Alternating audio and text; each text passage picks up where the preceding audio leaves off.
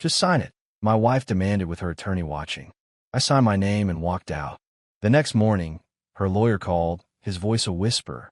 I ran a background check on him. Judith, who did you marry? She thought she'd married a simple contractor. She had no idea what I actually did for a living. My name is Elliot Garrison. I'm 59 years old, and for the last 32 years, I've made my living helping dying companies figure out how to distribute their assets without bleeding out in court. Bankruptcy restructuring, they call it. I prefer to think of it as building lifeboats while the ship's already sinking. It's methodical work, quiet work, the kind that teaches you to read the fine print and always have an exit strategy. I just never thought I'd need one for my own marriage. The day it all started to unravel was a Tuesday, October 15th. Judith was hosting her 47th birthday party at the house. Our house, though I'd learned soon enough that our was a word with some pretty flexible definitions. She'd invited 30 people, most of them from her interior design circle. Champagne flutes, those little canapes nobody actually eats, a jazz trio she hired for atmosphere. I bought her a necklace. White gold, sapphires. Cost me $4,000, which she would have known if she'd ever bothered looking at her statements. I had it wrapped in cream paper with a silk ribbon. When I handed it to her, she barely glanced at it, just set it on the side table next to someone's empty wine glass and turned to the man standing beside her. I just want to thank Troy, Judith announced, loud enough for the whole room to hear. Her voice had that performative lilt she used when she wanted applause. For everything he's done to help me finally take control of my own future. Troy Mitchell, 31 years old, Harvard Law, silk tie, and a smile that belonged on a game show host. He raised his glass like he just won something. I stood there holding my own champagne, untouched, and felt something shift. Not anger, not yet, just a cold, clarifying realization that I was watching a script I hadn't been given. 3 days later, she walked into my study with Troy beside her. No knock, no preamble. We need you to sign something, Judith said, dropping a folder onto my desk like she was serving divorce papers. Though technically, that's not what they were. Not yet. I opened it. Power of attorney. Full financial control. Retroactive clauses. Legal jargon, dressed up to look like a formality. It's just to streamline things, she continued, arms crossed. You'll still have access. You just won't have control. Troy stood there, silent, watching me with the focus of a hawk sizing up a field mouse. I read the first page, then the second. I didn't rush. Judith's heel tapped against the hardwood floor. Just sign it, she snapped, her patience evaporating. Troy's here as a witness. This is simple, Elliot. Don't make it complicated. I looked up at her, then at him, then back at the document, and I signed it. No argument, no pushback, just my name, clean and deliberate, at the bottom of the page. Judith exhaled like she'd been holding her breath. Troy smirked just a little. I stood, pushed the folder back toward them, and walked out of the room. Behind me, I heard Troy chuckle. Well, that went easier than expected. Judith's laugh followed. Light, dismissive, victorious. What they didn't know, what they couldn't have known, was that the document I just signed wasn't theirs. It was mine. Judith's phone started buzzing at 6:43 in the morning. I know because I was already awake, sitting in the kitchen with black coffee in yesterday's Wall Street Journal, pretending to read about interest rate projections while really just listening. She answered on the fourth ring, voice thick with sleep and irritation. Troy, it's not even 7. This better be important. I couldn't hear his response, but I didn't need to. The way her spine stiffened told me everything. She sat up in bed. I could hear the sheets rustling through the open bedroom door down the hall. What do you mean you ran a background check? Her voice climbed half an octave. We've been married for 14 years. I know who he is. Silence. Long enough that I took another sip of coffee. That's impossible, she said, quieter now. Confused. Elliot fixes broken companies. He's a restructuring consultant. Troy cut her off. I imagined him pacing his pristine downtown office, tie already loosened, realizing he'd walked into something he wasn't prepared for. Judith. She whispered his name like she was trying to anchor herself. Who did I marry? I set my mug down gently. Didn't make a sound. She appeared in the kitchen doorway 3 minutes later, barefoot, silk robe hanging open over pajamas, phone clutched in her hand like a lifeline. Her face was pale, eyes red-rimmed, not from crying, from panic. "We need to talk," Judith said. I folded the newspaper slowly, deliberately. "About?" "Troy says you're not just a consultant." "I'm not," I replied calmly. "I'm a bankruptcy restructuring specialist." "I thought you knew that." She shook her head, frustration bubbling up. "He said you've worked with the Justice Department, that you testified in federal cases, that you—" She stopped, searching for words. "That you've taken apart billion-dollar corporations. When they deserved it." "Yes." Her hand trembled slightly. "Why didn't you ever tell me?" I met her eyes. "You never asked, Judith. In 14 years, you never once asked what I actually did. You just care that the check's cleared." She flinched like I'd slapped her. "Troy also said—" She hesitated, voice dropping.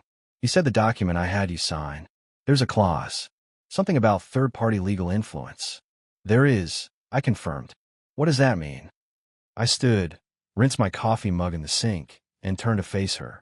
"It means the moment you brought an attorney into our home to pressure me into signing away my financial rights, you activated a failsafe I wrote into that document 7 years ago. The power of attorney you think you have, it voided itself the second Troy walked through that door." Judith's mouth opened. "Closed. That's not possible."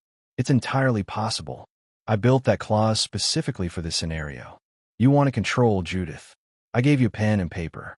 What you didn't realize is that I'd already drawn the borders of the battlefield." She stepped back, steadying herself against the doorframe. "So what happens now?" "Now." I picked up my car keys from the counter. "Now you call Troy back and ask him to explain the rest of what he found.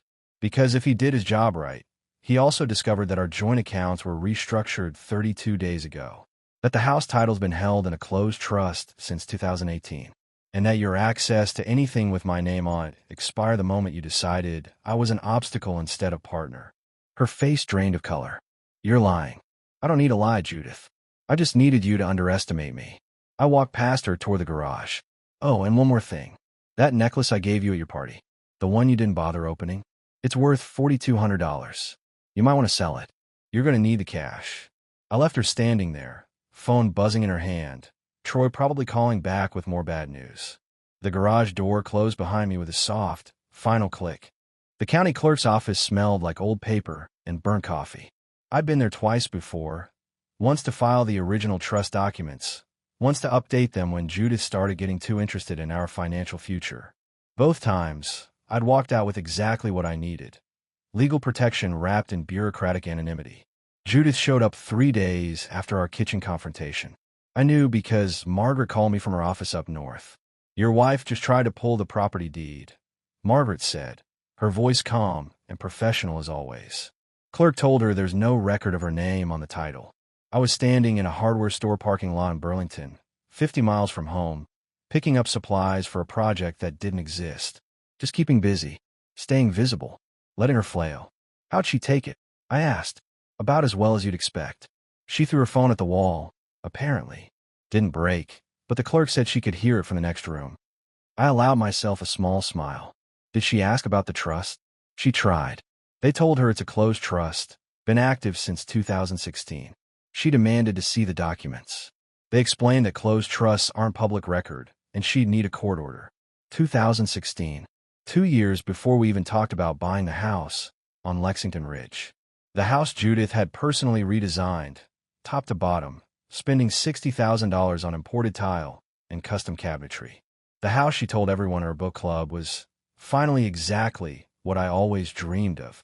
The house that had never, not for a single day, belonged to her. "She's still there?" I asked Margaret. "Left about 10 minutes ago. Looked like she was heading to a lawyer's office." "Let me guess. Troy's." Margaret chuckled softly. "Probably. You want me to do anything?" "No. Just keep the files locked. She'll try again. They always do." I hung up and stood there for a moment, keys in hand, watching a young couple load paint cans into their trunk.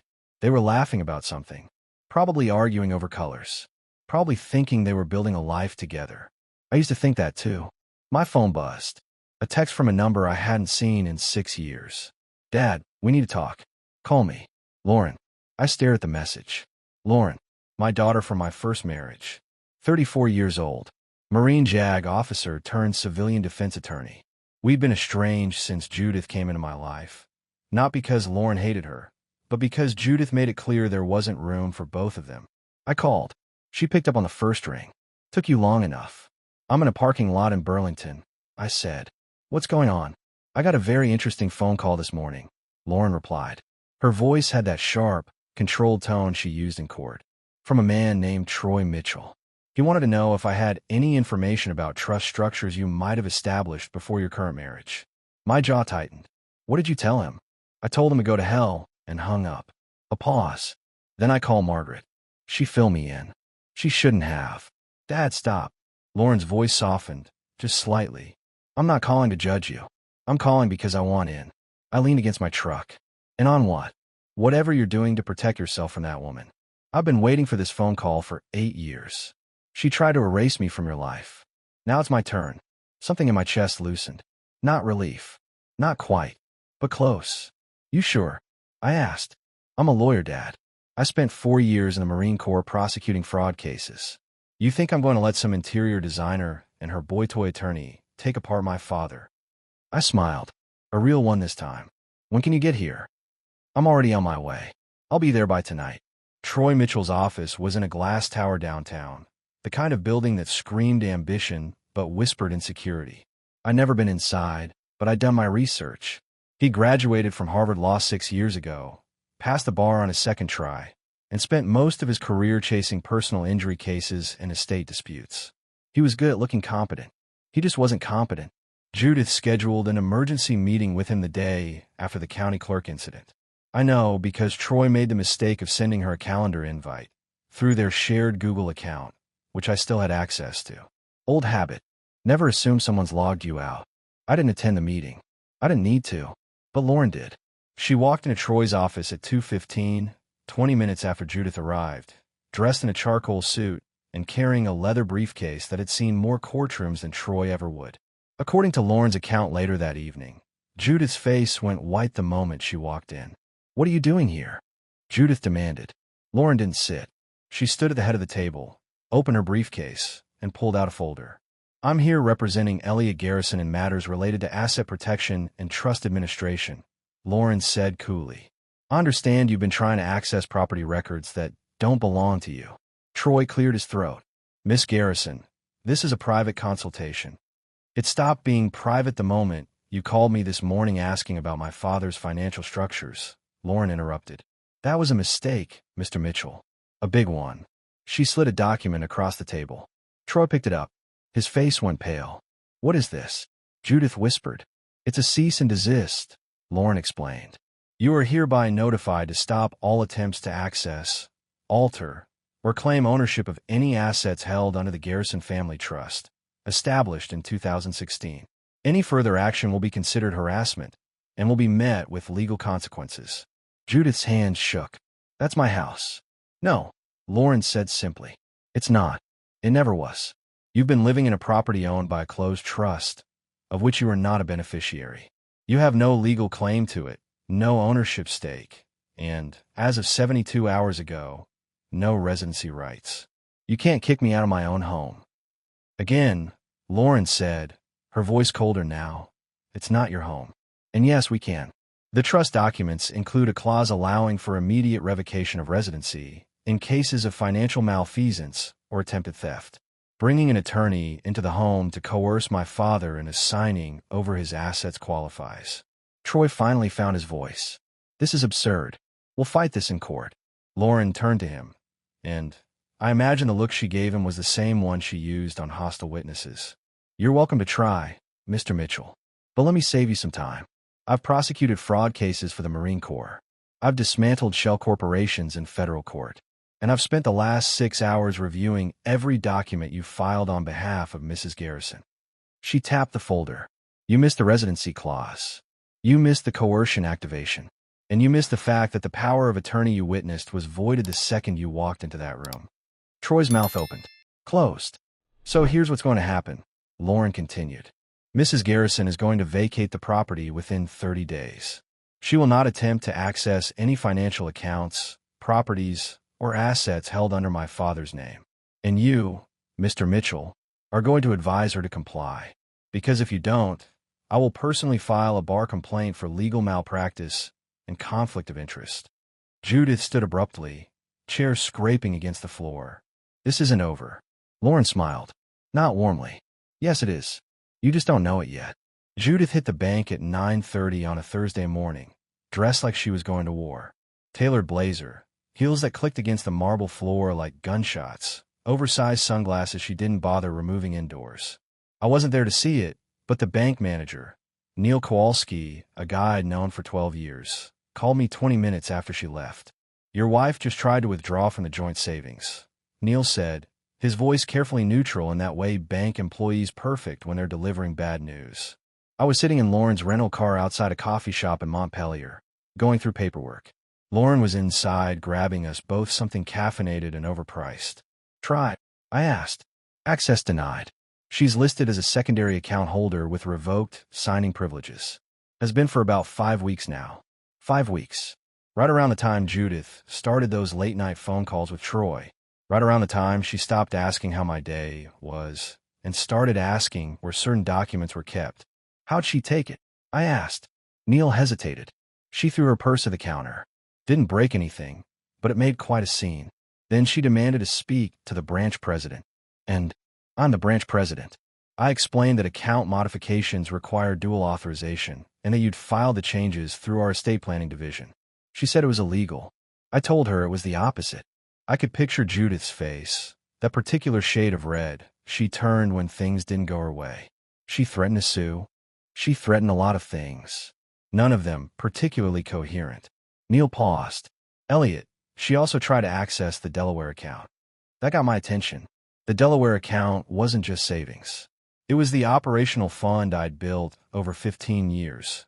Emergency reserves, liquid assets, the kind of money you don't touch unless you're restructuring your entire life. How did she even know about Delaware? I asked. She had account numbers. Partial ones. Like she'd been going through old tax returns or something. I glanced at the coffee shop window. Lauren was still in line, scrolling through her phone. What did you tell her? That the account exists, but it's under a different jurisdiction. She need to go through their legal department, provide documentation, prove ownership stake. She asked how long that would take. I said 6 to 8 months, if she's lucky. She won't last that long, I said. No, Neil agreed. She won't. Oh, and Elliot? She also asked about your pension disbursements. My jaw tightened. The pension was for my years doing federal contract work, restructuring assets for agencies that prefer to stay off the books. It wasn't massive, but it was steady, reliable, and completely protected under federal law. What about them? She wanted to know if she could claim a portion as a spouse. I told her that federal pensions have very specific rules about spousal claims, and that she'd need a divorce decree and a court order. She didn't like that answer. Lauren emerged from the coffee shop, carrying 2 cups and a bag of pastries. She slid into the driver's seat and handed me a black coffee. At the bank, she asked quietly. I nodded. Judith tried to drain the accounts. Lauren smiled, sharp and satisfied. Good. Let her try. The more she pushes, the more documented evidence we have of financial overreach. Neil was still on the line. There's one more thing. She asked about a medical account. Said there was some kind of surgical expense account she needed access to. I froze. What surgical account?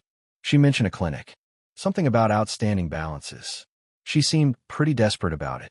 After I hung up, Lauren was watching me with that calculating expression she'd inherited from her mother. What surgical account? She asked. I have no idea, I said honestly. I don't have any medical accounts set up for her. Lauren pulled out her laptop, fingers already flying across the keyboard. Give me 5 minutes. 4 minutes later, she turned the screen toward me.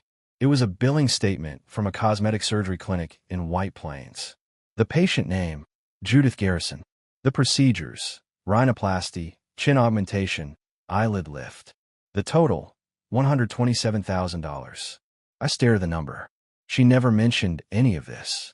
Because she paid for it using a credit card linked to your business accounts, Lauren said, scrolling down. Look at the payment history. She's been making minimum payments for 18 months. The balance is ballooning because of interest. How is that even possible? You gave her a supplementary card for business expenses, remember? Dinners with clients, design consultations, that kind of thing. She's been using it for personal procedures and hiding the statements.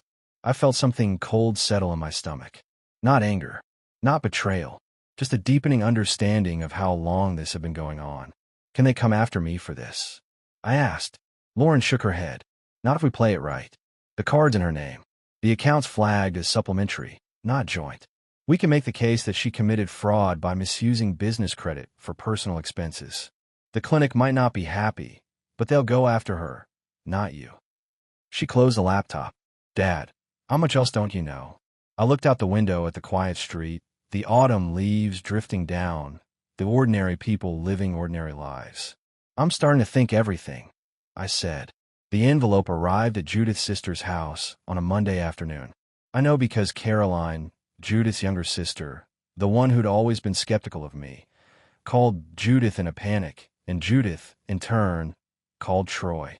And Troy, because he was sloppy and overconfident, CC'd Judith on an email to his paralegal that accidentally went to an old group chain I was still copied on. Technology. It betrays the careless. The envelope contained photographs.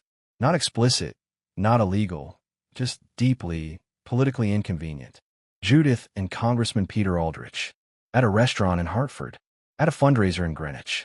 Getting into his car outside a hotel in Stamford.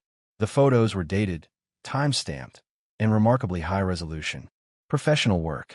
The kind you hire someone for when you want documentation, not just gossip. Peter Aldrich was 52, married, father of 3, and running for his 4th term in Connecticut's 2nd District. He was also the recipient of $48,000 in campaign contributions over the past 2 years. Contributions that came from shell LLCs I traced back to accounts Judith had access to. My accounts. Lauren laid the photos out on the table in her hotel room like evidence in a trial. Which in a way they were. When did you take these? I asked. I didn't, she replied. I hired someone. A retired investigator I worked with in the Corps. He's been following her for 3 weeks. I picked up one of the photos. Judith and Aldrich, sitting close, her hand on his arm. The date stamp read September 23rd. 3 weeks before her birthday party. 3 weeks before she demanded I sign over control. You think they were planning this together? I asked. Lauren shrugged. Maybe. Or maybe she just needed someone with influence. Aldrich has connections. Legal connections, financial connections. If she wanted to move money around quietly, he'd be a useful ally. And the campaign contributions? Illegal, Lauren said flatly. You can't funnel personal money into political campaigns through shell companies. That's textbook finance violation. If this gets to the FEC, Aldrich is finished. And Judith goes down with him. I set the photo down. You planning to send this to someone? Not yet. But I made copies. Lots of copies. And I've already sent one set to a journalist I trust. She's sitting on it for now. But if Judith pushes this fight into court, if she tries to claim you're hiding assets or acting in bad faith, these go public. I looked at my daughter. 34 years old. Sharp as a blade. Loyal in a way I didn't deserve. When did you get so ruthless? I asked quietly. She met my eyes. I learned from you, Dad. You taught me that preparation isn't paranoia. It's survival. My phone buzzed. A text from an unknown number. We need to talk. This is Peter Aldrich. I showed Lauren. She smiled. That was fast, she said. I called the number. Aldrich picked up on the second ring. Mr. Garrison, he said, voice tight. Professional. Scared. I think there's been a misunderstanding. Has there? I received some photographs today. Very concerning photographs. I want you to know that my relationship with your wife has been entirely professional. Is that what you call $48,000 in illegal campaign contributions? I asked. Professional. Silence. Mr. Garrison, I don't know what you think you know. I know enough to end your career, Congressman. I know you've been taking money laundered through LLCs tied to accounts I control. I know you've been meeting privately with my wife for months. And I know that if any of this reaches the Federal Election Commission, you won't just lose your seat. You'll face criminal charges. His breathing was audible now. Shallow. Panicked. What do you want? He asked finally. I want you to distance yourself from Judith. Publicly. Completely. No more meetings. No more phone calls. No more favors. And I want a signed affidavit stating that any financial contributions you receive from her were done without your knowledge of their origin. That's non-negotiable. I finished. You have 48 hours. After that, the photos go to the Hartford Courant, the FEC, and every political blogger in Connecticut. I hung up. Lauren was watching me with something close to pride. Feel good? She asked. No, I said honestly. But it's necessary. She nodded. Welcome to the war, Dad. The first thing Judith lost was access to our tax software. She discovered it on a Tuesday afternoon when she tried to log in to review last year's returns, probably looking for ammunition to use against me in court. The screen blinked at her with a message I'd programmed weeks ago. User credentials no longer valid. Contact system administrator. I was the system administrator. Lauren was with me when Judith called, her voice climbing into that register she reserved for full-blown panic. Elliot, I can't access the tax files, she said without preamble. The system says my login doesn't work. That's correct, I replied calmly. I was sitting in Margaret's office, 70 miles north, watching autumn rain streak down the windows. What do you mean that's correct? Those are our taxes. I need access. They're not our taxes, Judith. They're my taxes. You were listed as a spouse on joint filings, but the actual accounts, the software, the records, those were always under my administrative control.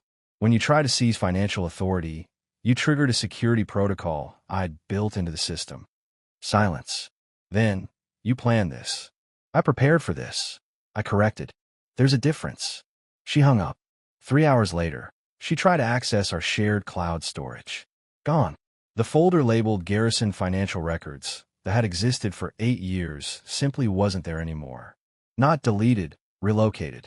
Moved to an encrypted archive she'd need a court order and a computer forensics team to access. Every shared spreadsheet, every scanned document, every digital receipt and bank statement vanished. Lauren watched me work through the final stages of the migration, transferring files from shared drives to a secure server housed in Margaret's office. Everything backed up, everything documented, everything locked behind passwords Judith would never guess. She's going to lose her mind, Lauren observed. She already has, I replied, clicking through folders with methodical precision. Now she's just realizing it. My phone buzzed. An email from Judith, sent to both me and Troy. Subject: immediate restoration of access required. The message was 3 paragraphs of legal threats, demands, and increasingly desperate pleas for me to stop this childish game. Troy had clearly helped her write it. The language was too formal, too calculated. But the desperation bled through anyway. I forwarded it to Lauren without responding. Want me to reply? She asked. No. Let her sit with it. That evening, Judith discovered the audio file. I'd left it in her email inbox, attached to a message with no subject line. Just a single MP3, time-stamped and authenticated. It was her own voice, recorded from the study 3 weeks ago. Just sign it. Troy's here as a witness. This is simple, Elliot. Don't make it complicated. Then Troy's chuckle. Well, that went easier than expected. Then Judith's laugh. Told you he'd fold. I'd recorded the entire interaction using a voice-activated device I'd installed in the study 6 months earlier, hidden inside a bookshelf speaker she'd never once questioned. The audio was crystal clear, admissible in court. Devastating. Lauren listened to it once, her expression unreadable. You've had this the whole time, she said, since the day it happened. And you didn't tell me? I didn't need to. Not until now. I closed my laptop. She wanted control. I gave her rope. Now she's understanding what it feels like to have everything you thought was yours disappear. My phone rang. Judith. I let go to voicemail. She called again. And again. On the 4th attempt, I answered. What do you want? Her voice was raw, stripped of pretense. I want you to understand something, I said quietly. Every document you're looking for, every file you think you need, it's all gone from your reach. Not destroyed, just moved, archived, protected. You spent 14 years not caring how things worked, assuming I'd always be there to manage it. Now you're learning what happens when the person holding everything together decides to let go. You can't do this. I already did. The question now is what you're going to do about it. I hung up. Lauren looked at me with something close to respect. You know she's going to fight this with everything she has. Let her, I said. She's fighting ghosts. Everything she thinks she can grab is already gone. Judith's brother called me on a Saturday morning, which should have been my first clue that something had shifted. Daniel Foster, younger than Judith by 4 years, chronically underemployed, perpetually optimistic despite life repeatedly kicking him in the teeth. had never called me directly in the 8 years I'd known him. "Elliot," he said, voice tight. "Can we meet? Just you and me. Not Judith." We met at a diner off Interstate 89, halfway between where he lived in Lebanon and where I was staying in Burlington. He looked older than I remembered. More gray in his hair, deeper lines around his eyes. Life as Judith's younger brother had clearly taken its toll. He ordered coffee. Didn't touch it. "I'm losing my house," Daniel said without preamble. "Bank's foreclosing in 30 days. I called Judith last week. Asked if she could help. She told me to ask you." I leaned back in the booth. "What did she say exactly?" "She said you'd stolen everything from her, that she was broke, and that if I wanted money I should ask the man who destroyed our family." He met my eyes. "Is that true?" "Parts of it." Daniel exhaled slowly. "I need $12,000. That's it. Enough to catch up on payments and keep the roof over my kids' heads. I've got a job lined up starting next month. I just need to bridge the gap." I studied him. "Why come to me instead of your sister?" "Because Judith's never helped me with anything in her life," he said bluntly. "She forgot my 40th birthday. She didn't show up to my daughter's high school graduation. She sent a Christmas card every year with a generic signature and no gift. You, on the other hand, helped me pay for my son's medical bills 3 years ago when he broke his arm. You didn't even tell Judith about it." I remembered. For $1,000, wired directly to the hospital. I'd listed it as a business expense and never mentioned it. "What do you know about what's happening between Judith and me?" I asked. Daniel shrugged. "I know she's angry. I know she thinks you've been hiding money. And I know our parents think you're the villain because that's what she's telling them." He paused. "But I also know Judith. She's my sister, and I love her, but she's been using people her whole life. I just didn't think she'd do it to her husband." I pulled out my phone, made a few taps, and showed him the screen. "Check your account in about 10 minutes. His eyes widened. You're just giving me the money?" "I'm loaning it to you. Interest-free. Pay me back when you can. Or don't. But there's a condition." "What?" "You cut contact with Judith. Completely. No phone calls, no family gatherings, no intermediary messages. She's going to ask you to testify against me, to say I've been controlling or manipulative. I need you to refuse." Daniel's jaw tightened. "She already asked me. Last week. And I told her I'd think about it." He looked down at his coffee. "But the truth is, Elliot, you've been more family to me than she has. I'm not going to lie in court just because we share DNA." We shook hands. When I left the diner, I had one less enemy in Judith's corner. That afternoon, Lauren met me at a storage unit on the outskirts of Montpelier. Inside were 17 boxes, each carefully labeled and inventoried. Antique furniture, sterling silver tea sets, oil paintings, jewelry. Every piece had belonged to my mother. "This is what Judith sold?" Lauren asked, running her hand over a mahogany writing desk. "Over 3 years," I confirmed. "She'd take something from the house, claim she was donating it or having it restored, then sell it through auction houses. I tracked every sale, bought back every piece through intermediaries." Lauren opened a velvet box. Inside was my mother's engagement ring, a simple gold band with a small diamond. "This must have cost you a fortune to recover." $47,000 total, I said. But it wasn't about the money. It was about making sure she couldn't erase my family history. "What are you going to do with it all?" I picked up a framed photograph of my mother, taken sometime in the 1970s. She was young, smiling, holding me as a baby. "I'm giving it to you," I said. "All of it. Consider it your inheritance." She tried to steal it once. "I'm making sure she can never touch it again." Lauren's eyes glistened. "Dad, your grandmother would have wanted you to have it. Not Judith. You." She hugged me then, the first real embrace we'd shared in years. And for a moment, in a storage unit surrounded by rescued memories, I felt like I'd done something right. The envelope arrived at Judith's temporary apartment, a cramped 2-bedroom she was renting month to month in West Hartford, on a gray Monday morning in late November. I know the exact timing because the courier service I'd hired provided GPS tracking and a digital signature confirmation. She signed for it at 8:47 a.m. By 9:15, my phone was ringing. I was sitting in Lauren's new office in Burlington. She'd opened a private practice 2 weeks earlier, specializing in asset protection and family law. The irony wasn't lost on either of us. "Elliot." Judith's voice was different now, smaller, the sharp edges worn down by 3 months of losing. I got your letter. Our letter, I corrected. It's from the Garrison Family Trust. Lauren's the trustee now. Silence. Then, it says I have 14 days to vacate the house. That's correct. The grace period expired. You've been living in trust property without authorization for 93 days. The legal eviction notice is a formality. I have nowhere to go. You have options. You've always had options. You just never liked any of them that didn't involve controlling my assets. Her breath hitched. There's something else in here. A DNA report. Why would you send me a DNA report? This was the part Lauren had insisted on.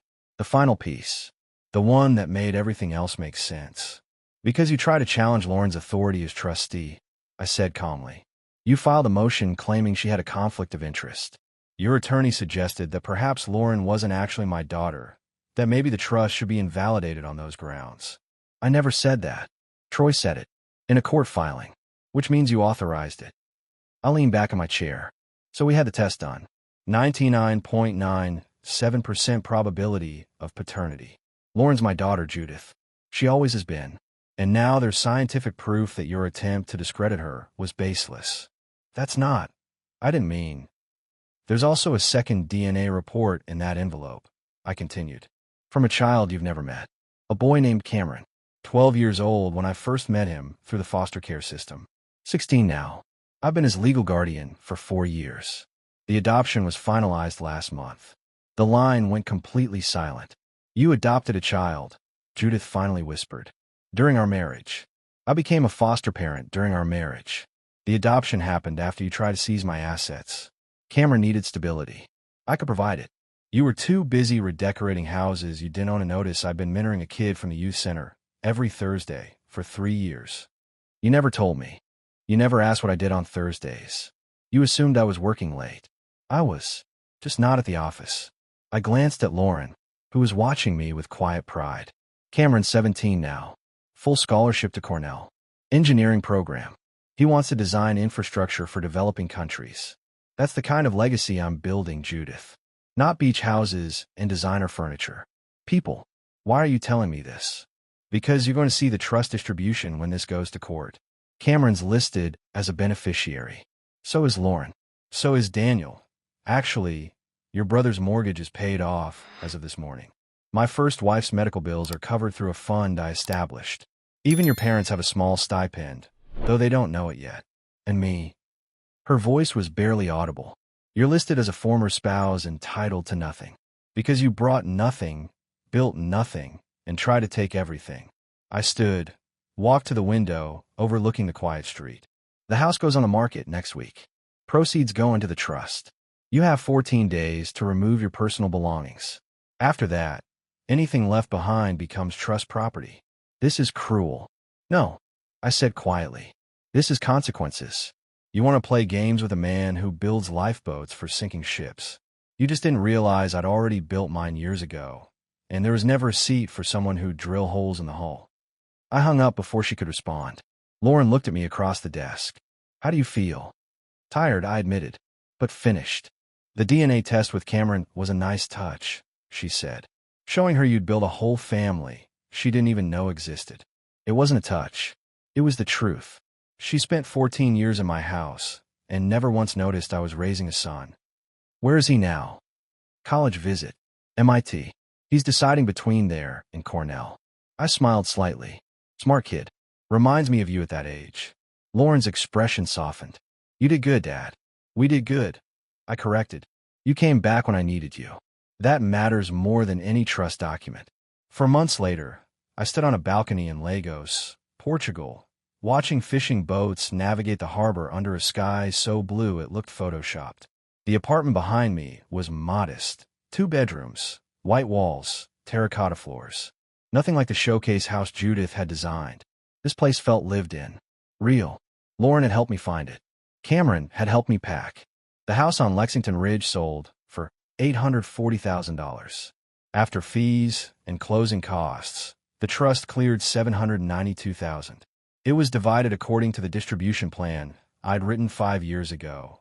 40% to Lauren, 30% to Cameron's education fund, 20% to a charitable foundation supporting foster care programs, 10% to immediate family members who'd earned it. Judith got a letter from the trust attorney informing her that her belongings had been inventoried, stored, and made available for pickup. She never collected them. Last I heard, they were donated to a women's shelter in New Haven.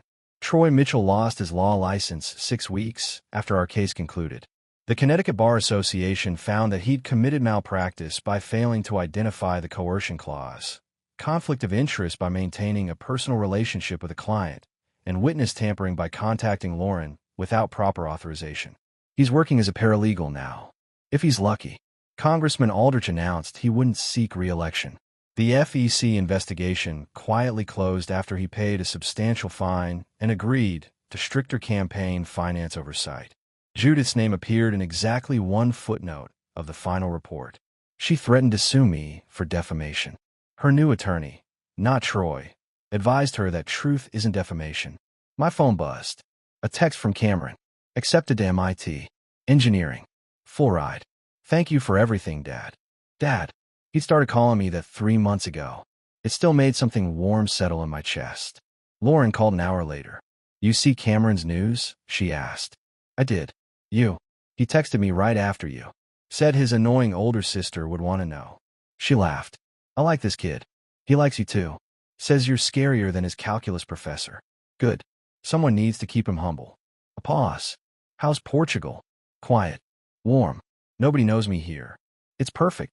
You coming back for Cameron's graduation? Wouldn't miss it.